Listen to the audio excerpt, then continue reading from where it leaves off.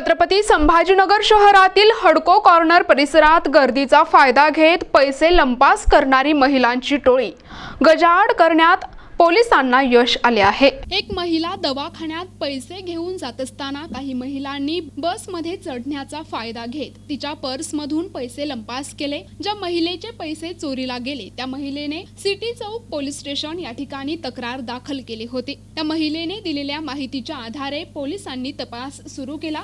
ज्या ठिकाणी हा चोरीचा प्रकार घडला होता त्या ठिकाणी पोलिसांनी अंबड तालुक्यातील महिलांची टोळी पकडली होती। या टोळीतील महिलांसोबत लहान मुले देखील सहभागी झाले होते। पोलीस स्टेशनला आणत सर्व महिलांची झडती घेतली असता त्यांच्याकडे चोरीला गेलेली पर्स आणि पैसे देखील आढळून आले। या महिलांनी 10,500 रुपये चोरी केले होते। या टोळीतील महिलांविरोधात सिटी चौक पोलीस स्टेशन या ठिकाणी गुन्हा दाखल केला असून पुढील तपास सुरू असल्याची माहिती पोलीस निरीक्षक निर्मला परदेशी यांनी दिली आहे। पैसे चोरणारी महिलेची टोळी पकडण्यात आलेली आहे।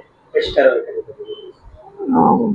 त्या दिवशी हडको कॉर्नरला एका फिर्यादीचे पर्समधून पैसे गेले होते त्याची माहिती मिळाली।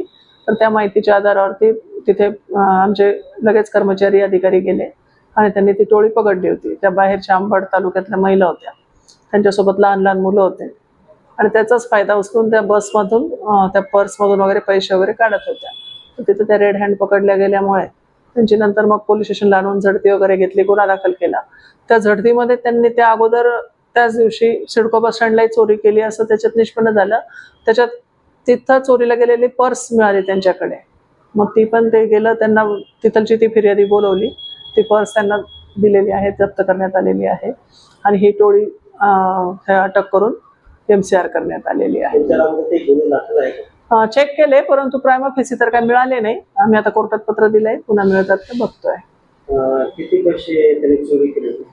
त्यांनी 10,500 रुपये चोरी केले होते। प्रतिनिधी रमेश नेटके, NTV न्यूज मराठी, छत्रपती संभाजीनगर।